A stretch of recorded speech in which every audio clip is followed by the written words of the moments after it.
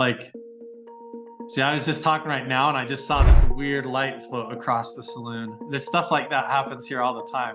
There's just like a ball of light floated across the staircase right there. Start drinking, bud. Huh? Start drinking. Start drinking? Yeah, I got my I'm still on my coffee. Yeah, as well. Yeah.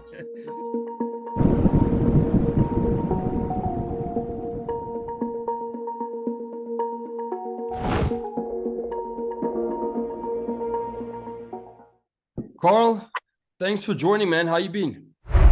Been busy, been very busy, but doing well, man. How are you? Good, good, good. I see you're at Mount Wilson Ranch. Yeah, I'm in the saloon right now. A couple of days ago, Jeff called me and said him and some of the locals heard and witnessed like a F-18 shoot down some kind of a balloon over the ranch or something strange. And so I kind of came up here. Plus, his wife, Knickknack, has been having like a lot of vertigo and dizzy spells. So I came up here to kind of help take care of the ranch, look for any kind of debris that may have fallen on the ranch and a whole bunch of stuff. Plus, I'm taking pictures of all the rooms and everything because we're trying to set it up here through the website so that we can actually do guided tours and let people come up here to do private research expeditions and stuff. So it's been busy. Cool. Okay, great. Yeah. Sounds interesting. Well, on the subject of balloons, a lot's been happening since what, February 4th, when the first Chinese balloon was shot down, and since then there's been UFOs shot down in Alaska, Yukon, and Lake Huron. I think if there's more, I don't know. But what do you make of this, and what is it? Because I heard that Biden has now, I think he said yesterday, he's called off the search for two of these objects. Yeah, I've heard a whole spectrum off of that. So everything it seems like it could be everything from some kind of a weird conspiracy or cover up, or like there actually is something interesting. It seems like what's going on is they adjusted their scanning frequencies or something to look in a different spectrum, and they started picking different objects up. And then it seems to me now like that first spy balloon or whatever that was floating over that they shot down, it seemed like there was enough like criticism coming in about how long it took to deal with that floating over the country that all of a sudden there was a quicker response to shoot down these other ones. But it seems like they turned out a lot of them just to be commercial balloons or hobby drones and different things like that is what it's turning out to be now. Is that the full story? Is that really what's going on or not? Or is it really just like incompetence? Who knows? I don't know, but it is interesting.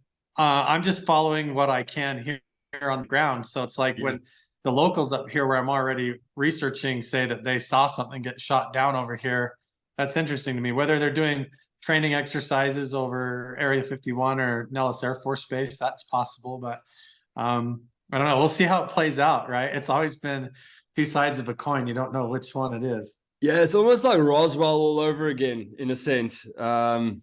Because there's so many stories coming out. There's also a lot of, I suppose, fake news coming out.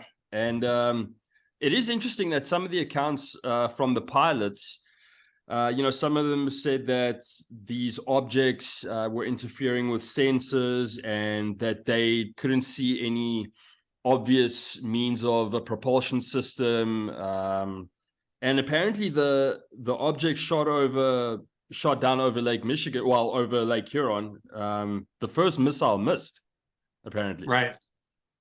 Which I could see it missing, either way, if it was some kind of a strange craft or so they missed it that way, or if it was because it was just like a Mylar balloon or something, I could see it missing a balloon too. But at the same time, it's such a mixed message about what's really going on. It's hard to tell. And I think it is probably a mixed bag. Some of it's when they change this scanning over and they start looking, there's probably going to be a lot of mistakes and human errors. They probably shot a few balloons down and dumped stuff like that, but maybe there has been some intriguing things that they can't explain, and so they've got an interesting problem. If I had to guess, I think that's probably what's going on, is it's a mixed bag. Yeah, it's always like, you know, I'm an open-minded skeptic. You obviously try and look for you know, the human element in anything, but obviously there are a lot of, I mean, there are a lot of wild stories going around now that you know, the aliens are coming, or whatever the case may be. But Right. yeah, it's interesting. I mean, a lot of interesting things have been happening. I mean, these train derailments, you know, some massive earthquakes around the world, and now all these, you know, UFOs being shot down. But yeah, so what is, you know, what's going on in Mount Wilson Ranch? Was there anything shot down there? That's what we're trying to figure out. It sounds like Jeff, the owner of the ranch, he was out back, right outside this building, out back, checking the cistern to make sure the water was flowing in the building and stuff. And he heard what sounded like a jet or like a sonic boom going overhead. And so he kind of was coming out of the shed, and then he saw one of the other local ladies, Kelly, and she was coming down the hill, and she was like, "Did you see that? Did you see that?" And what she said that she saw, and there's another guy up here, Clint, that saw the same thing, and they saw what looked like a white ball or like a cylinder floating in the air. That when every time I said, "Oh, so like a weather balloon," she'd Yeah, say, "I don't know what it was. I don't know what it was." So every time I was like, "Oh, like a balloon," she was like, "I don't know. I don't know." So she wasn't confident that it was a balloon, but the description almost sounds like what she saw was like there had been some commercial flights through the area. So there was some contrails of like fog in the air. yeah, And she saw this ball floating. And then this like F-18 or F-22 or something was approaching, I think, from the north. And then something basically shot this object in the air because she saw something traced through the contrail of the yeah, previous airplanes that had been through. So she saw that all of a sudden part like turned blue, like she yeah, could see the fog part, and then this thing like popped or exploded or disappeared, and she wasn't sure. She just saw this like stream of white go off, and then it was like nothing. It was like it was gone, and then the jet flew off like it headed right towards Area 51 or towards Vegas area to the yeah, south. And then right after that, uh, Jeff and all three of them saw this big, what looked like an AC-130 ship fly over like at the same altitude as the jet. And then right after that, really low, was another really big airplane that they said had a large fat body but had a short wingspan, and it flew really low over the ranch and left. And so they have no idea what it is. So part of why I came back up here was to follow up on that, to hike around, see if we could see anything, see if we could see at night, if there's people out trying to pick up debris on the mountain that we could use night vision and spy on or yeah. something, anything, even talking to locals to find out if there's something around here. But so far, I haven't got any kind of video data, no photos, still just waiting for some locals to show up with more information or something. But in the meantime, I mean, this whole place, I don't know how much you've followed like my YouTube documentary series Yeah. about it up here, but yeah, so this place was researched by Bob Bigelow and his whole team prior to Skinwalker Ranch. Yeah. And the correlations are so strong and similar that we're kind of like picking up the pieces to figure out what's going on. We're getting stuff leaked to us from the old NIDS team and Bass team that used to work for Bigelow. So we have other people that used to be up here and around this project that are kind of giving us more clues. And what's really fascinating on top of what's going on here is all the paranormal stuff that has to do with like Native American elements, like this shaman that appears and scares people like in these sleep paralysis episodes. Yeah. Like we had just last night, everybody up here had the craziest night's sleep, like even myself. It was super wild. I brought two of my boys up here, and my son even had nightmares all night that like he was being chased around these hallways by this guy trying to grab him and stuff. It's wild. But anyways, so we've been up here trying to investigate all of it and piece it all together, and even working with Brandon Fugel and his guys up at Skinwalker Ranch, and there's a lot of stuff upcoming. Is and that the whole shaman thing, we spoke a little bit about it the last time you were on the podcast. Are you guys staying in that room? Is Yeah, yeah. we're in that room and the room next door. So the shaman room and one that we call the dream catcher room right next door. Okay. And then so the owner of the property, his wife is up here. Her name's Nick Knack, and she's been having the vertigo and dizziness. And part of what we discovered in our team trip that we did up here last time was there's like a resonant frequency here that pulses, and it's at 7, 14, and then 21 hertz. And it's right in that Schumann resonance. Like, see, I was just talking right now and I just saw this weird light float across the saloon. There's stuff like that happens here all the time. There's just like a ball of light floated across the staircase right there. Start drinking, bud. Huh? Start drinking. Start drinking? Yeah, I got my I'm still on my coffee. Yeah, as well. Yeah, the place is weird, but see, that's what it does. There's the Schumann resonance here, this theta waves. It affects your subconscious. It like changes the vibrational properties of your brain. That's the theory, is that the fluids in your brain, the electromagnetic waves of your brain waves get affected by whatever signal is emanating from the ranch here, similar to Skinwalker Ranch. So you have weird out-of-body experiences, sleep paralysis, see shadow figures. And if you stay here long enough, it gets really interesting, like actually manifestations. We've had other groups come in independently, and they've seen all kinds of stuff that some of it I'm under contract now to not even talk about. But I mean, it's coming out this summer and going to be pretty amazing. Because the saloon that you're sitting at now, there's quite a lot of activity that happens there as well, right? Yeah, even right here, like at the bar behind me, when people sit at the bar and they sometimes are looking in the mirrors, they think that they see people sitting on the balcony up there, and then they turn around and look and there's no one there. Personally, I've seen through this doorway over here that exits past the pool table. Yeah. I've been sitting back here talking to Jeff, and I've seen a figure that looked like a pioneer, like someone that worked in the gold mines. Oh yeah. And it looked like he walked past the doorway. He was wearing a white shirt and had a cowboy hat looking thing on, and with a beard. And he walked right past the doorway, like he was looking right at me. And it just gave me this weird feeling, because there was nobody here that looked like that in our group, you know. So I immediately got up and went right through there, and there's like nobody there. And that kind of stuff happens all the time. Like I even saw a woman standing at the sink or at the oven in the kitchen, and walked by, and I thought it was a lady that was in our group. And then as soon as I went in the other room, the woman that I thought that it was actually sitting at the table with everyone else. And so I went back, stepped around the corner, and there's no one in the kitchen. I'm like, this place is weird.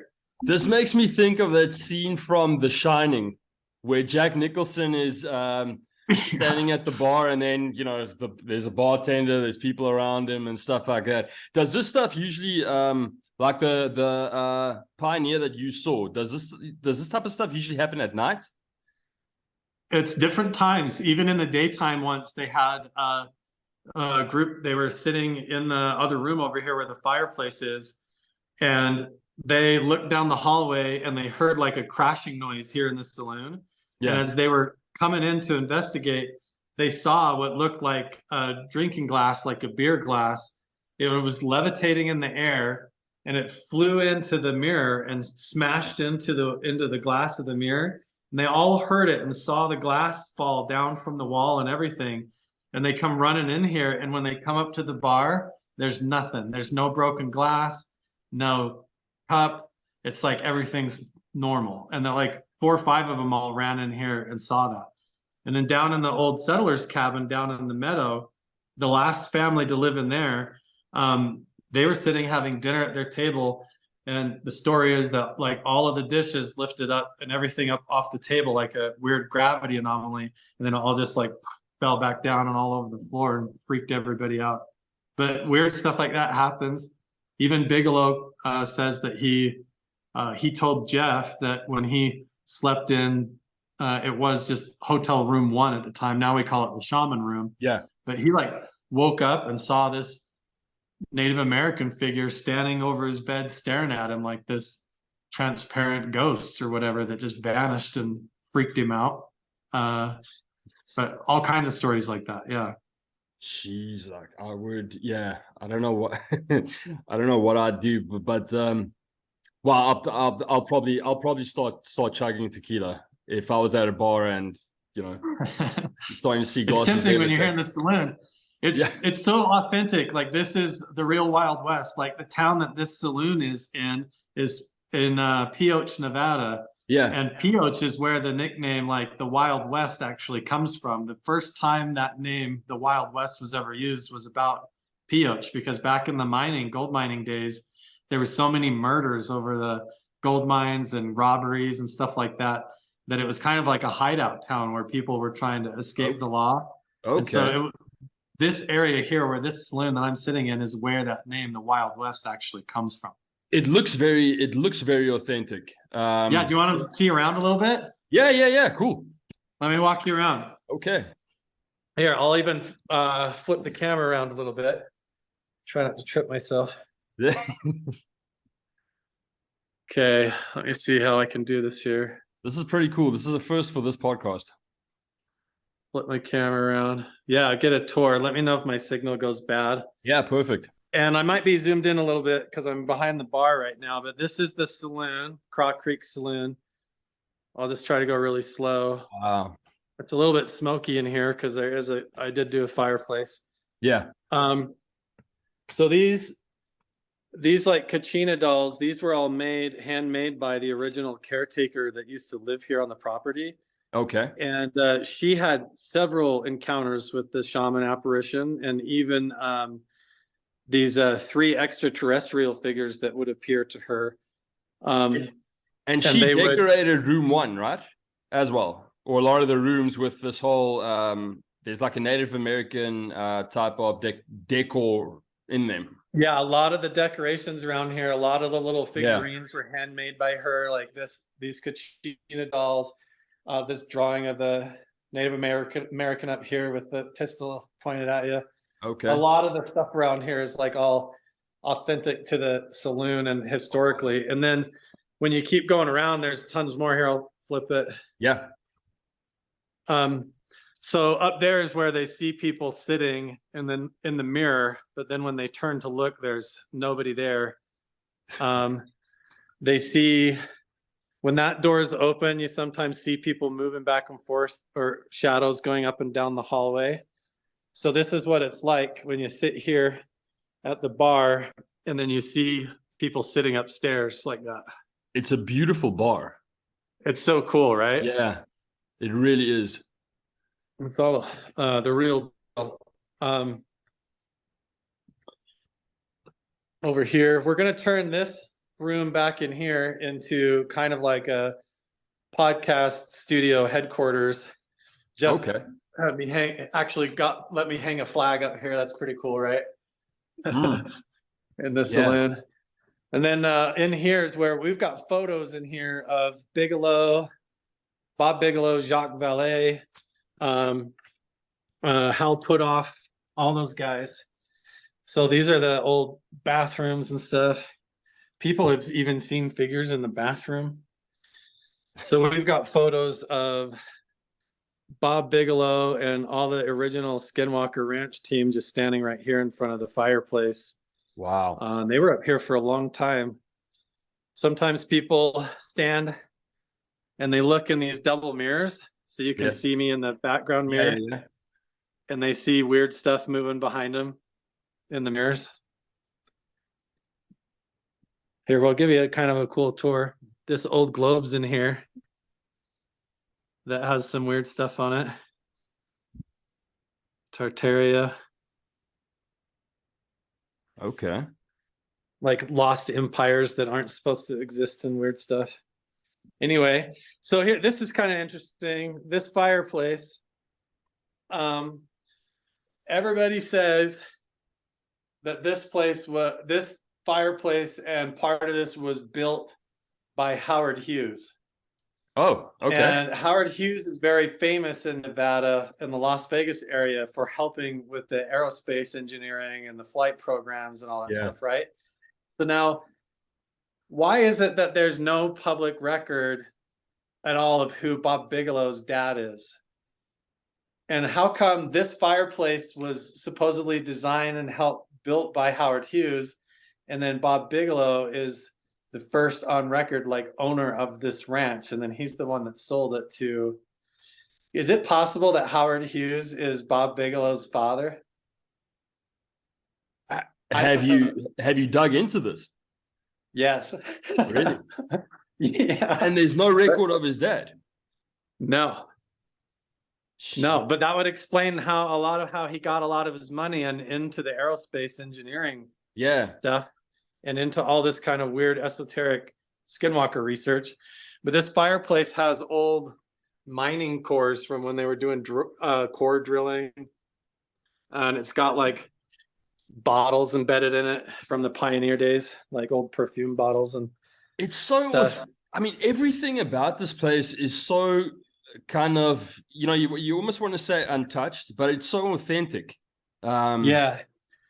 Like, look, when I step out here in the hallway, all of this is original gold mining pioneer artifacts that Jeff has just found laying around. Like these old pieces of chain, gold panning, mining stuff, tons of stuff just laying, like all of this laying around just on his property. Like this giant wrench. It's crazy. Anyway. And how did you become interested in this place? Because you spend quite a lot of time up there. Yeah, so they actually contacted me. So they've been living up here for like 15 years since they bought it off of Bigelow. And the family and the locals and everybody up here is telling them all these stories, and they start having experiences trying to deal with living here. Yeah. And it's kind of like living at a version of Skinwalker Ranch in a way. So they've been trying to deal with it. They actually had the Ghost Adventures team come from that TV show. Yes. Didn't have a full experience with those guys. And so they were kind of like, who do we get to come help us figure out what's going on here? So they just waited and didn't do anything for the longest time. And then what happened was Jeff got upset because he started seeing all this stuff come out about Skinwalker Ranch and all over, like Stephen Greenstreet with the New York Post. He started posting all this stuff about Skinwalker Ranch. But some of the photos that they were using were from here. Okay. They were actually from Mount Wilson. And so Jeff was like, wait, they're getting it wrong. They're missing all the story and what's going on in the whole background. And so he saw, I was just like doing YouTube independently. And they started watching my YouTube videos for a while. I was going up to Skinwalker Ranch and these other places, and so they just reached out to me on Instagram and told me like some of the history of this place. And so I looked into it, went online, found a few things. And then I came across a book by Jacques Vallée, where he had several different sections and chapters where he talks about Mount Wilson Ranch. And in there's a photo that has Bigelow, Colm Kelleher, Jacques Vallée, Hal Puthoff, Dr. Tim Ryan, like all these very important people that started Skinwalker Ranch. And there's a picture of them all right here in the saloon and in front of the hotel and down in the meadow. The same tractor from the big bulldozer that's like stuck at Skinwalker Ranch right now. There's photos of it like down in the meadow here at Mount Wilson. And so all of a sudden I'm like, wait, what were they doing up there? And so I had to come up and check it out. And now I'm just kind of up here helping Jeff figure it all out, bring in other researchers and help him figure out how to keep the place like an open source area where we can conduct research, but also, make sure that it's all safe too. And is it like a working ranch? Is it open to the public? Can people stay over or? So that's the thing, is it has been like a thing where Jeff's just been like, people either just email him or they get his phone number and call him and they're like, hey, we want to come stay there. And he's like, yeah, sure, come on up. And then they just like leave donations in the tip jar.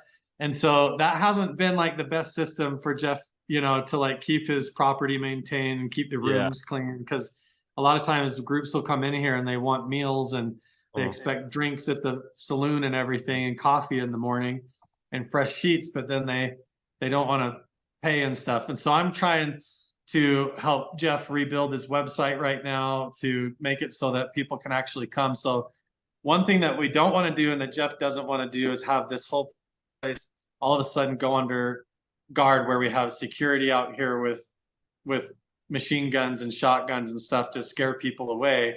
So what we're trying to do is create a controlled, careful environment where people can actually either come here and reserve the place for research trips to do their own stuff, or even can come here like a working ranch and visit it with specific areas and activities so that nobody's actually going somewhere that might be unsafe but can still experience it. Because so far nobody really has any negative experiences unless you kind of come up here and start putting your own fear into the formula, if that makes sense.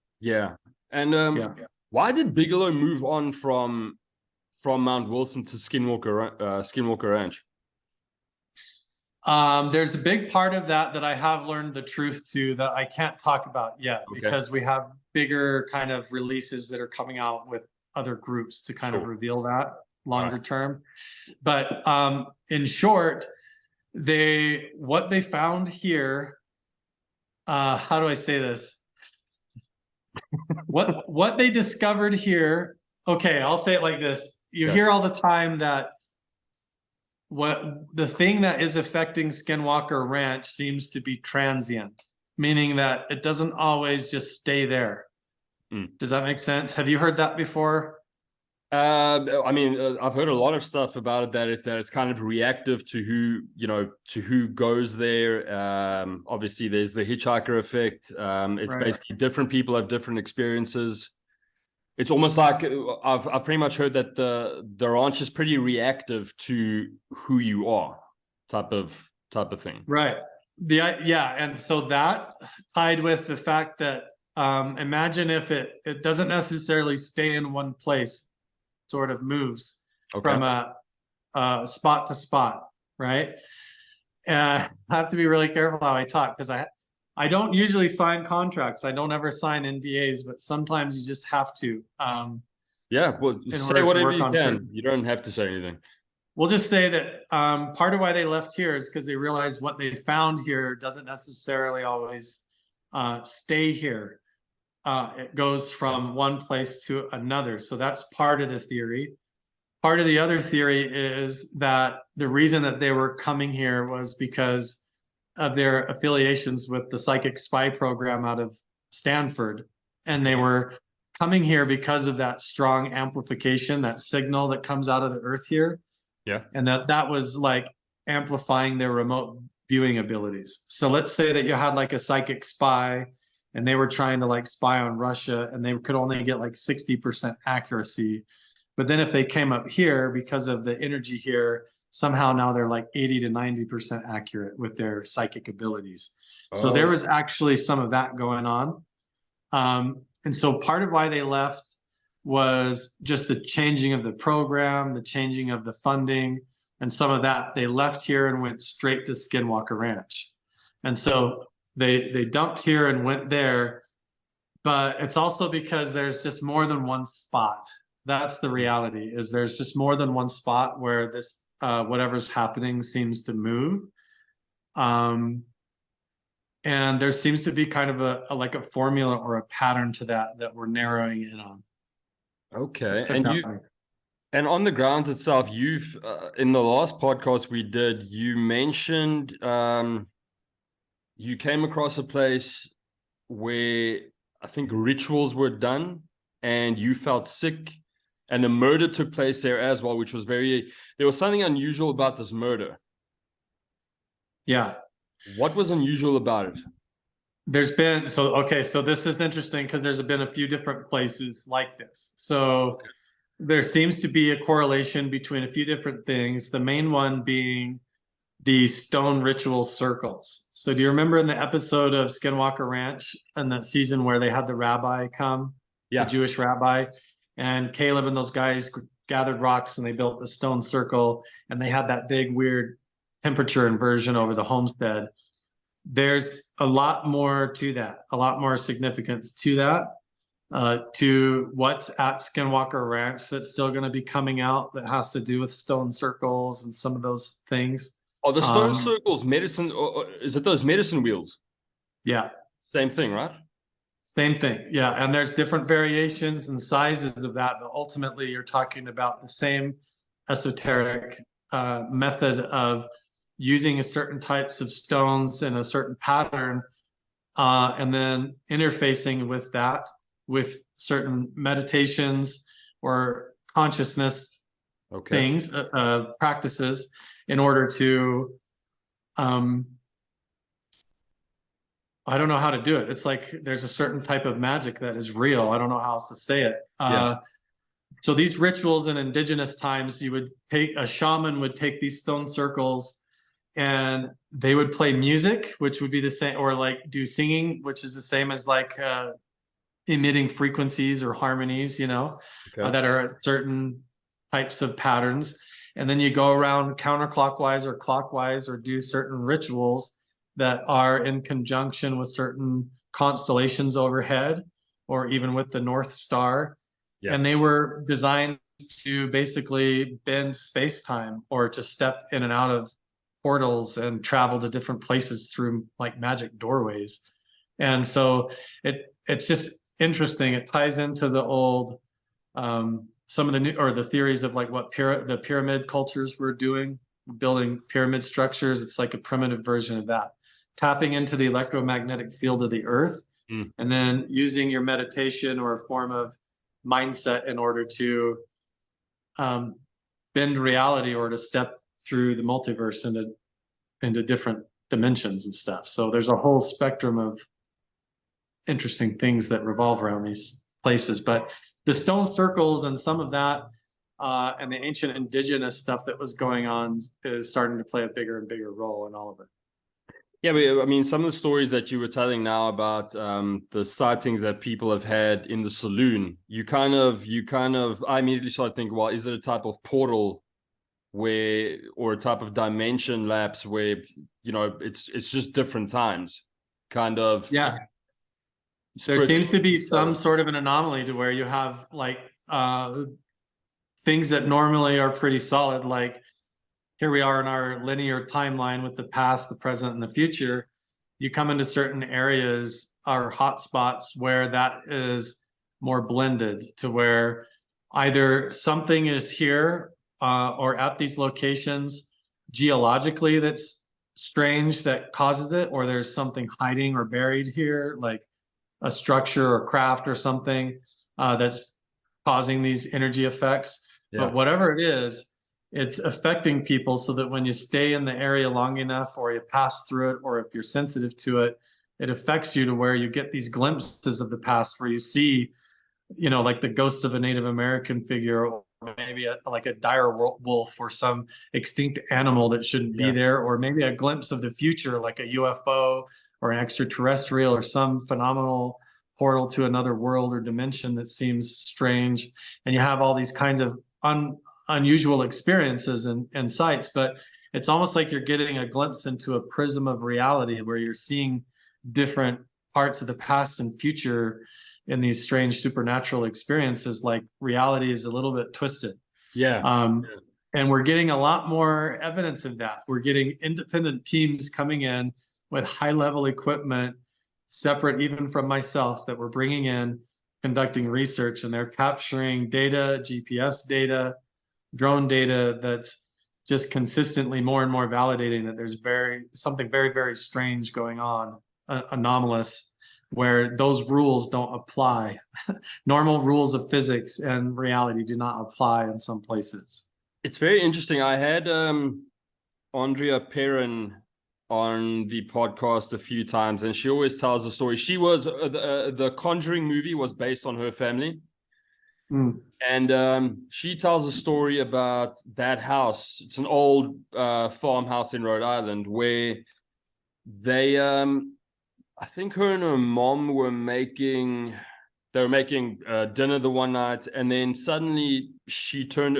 It was her or her mom turned around, and at the dinner table was a whole family sitting, but they were kind of dressed in, clothing from the 1800s or something, and they were kind of looking at them as if they were spirits or ghosts or apparitions or whatever. And according to her, it's kind of like what you just explained. It's like a loophole into another dimension or a different time. Yeah, it's like those what we perceive as linear time suddenly is compressed, or that surface tension between the past and the future gets thin and bleeds together. And it might be the same experience to where for them, we perceive, like I see that what looks like some gold miner walk past the doorway, and he's got a look on his face like he just saw like a ghost too, looking back at me. And I wonder what he saw, us looking at, did he see somebody dressed like me standing behind the bar and I'm a ghost to him in his timeline? And somehow we just like almost like two walkie-talkies across quantum space-time somehow get on the same signal. And it doesn't matter past to the future. It's almost like it reveals that we're on this solid state drive sharing the same space. And it's just an illusion that it's separate. That's wild. And so when we come to these places, it almost gives you a glimpse, because something's either happening here, like where those rules are distorted or thinner. And when you come here and you press against the edge of it, either with your equipment, like using sound frequencies, or for me, it's been with like meditation and just opening up your perceptions and stuff. You start to realize some of these places are like hot spots to where the rules don't apply the same. Well, Skinwalker Ranch, there are a lot of spots there that have got, high levels of radiation. Does Mount Wilson Ranch have the same thing going on? Yeah, it's like the same formula from here to Skinwalker Ranch to even some of the ancient, like indigenous petroglyph canyons. We get a certain repeatable formula to that, like with this type of energy or signal. And what's strange is that it has like a pulsing pattern to it. So it's like a triple repeating. It's like a weaker signal, a stronger signal, and then a strong burst. So it feels very rhythmic or artificial, if that makes sense. Yeah. And that signal changes at certain times in certain like alignments, And what do you like, when speaking to guys like Caleb Bench and Chris Bartel about Skinwalker Ranch, a lot of the natives living around that area don't kind of want to go near that place. What is the consensus among the people around Mount Wilson? Is it kind of the same? It's a little bit different here. There's not a sense that there's been like a big massacre tragedy that has occurred here. It's more of a subdued presence, or just a powerful presence of some kind. Like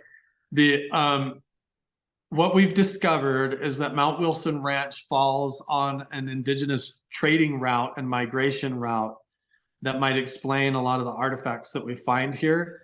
And that trade route could go, no joke, all the way back to like the time of Montezuma and the Aztec Empire and before.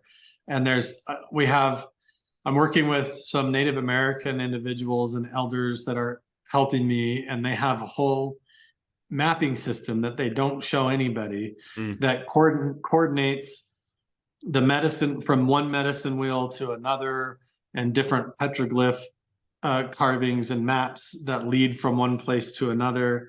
And they've been helping me figure a lot of this stuff out. And so a lot of it comes with like just how many people for thousands and thousands of years have come and camped here and just lived here. So when you think of that linear time compression, it doesn't necessarily require like any kind of major tragedy to occur in order to imprint that. It's just the magnitude of the amount of people that have been coming through here, possibly. Not to mention, like, if there is something anomalous underground or hidden here, some kind of a structure or some transient thing that moves, or even just like a formula to the geology, like the way the water runs off the aquifers or runs off the mountain creates like a weird pressure wave in the earth that affects all this. It could be that simple. Whatever it is, that could have been going on for thousands of years, causing this to happen, even back in their time, you know, that causes this bleeding together to occur. Wow. Jeez. Like, well, Carl, listen, I don't want to keep you. I know you're pretty busy. And thank you very much for your time. This was fun. I actually got a tour of Mount Wilson, which I didn't bargain for, but that was pretty cool. It's a beautiful place. It's so awesome. I mean, if we had a better internet up here, we're getting that figured out too. I take you and show you the shaman room and down to the settler's cabin and all that. I mean, there's several hundred acres here of just crazy stuff with abandoned gold mines, lava vent tubes. There's all kinds of stuff. We've had groups really here from the Wild Wild West. That's crazy. It is the Wild West. Yeah, that's why they came up with the nickname. That is awesome. That is great. But listen, thank you very much. I really appreciate it. It's my pleasure. Anytime. Thank you.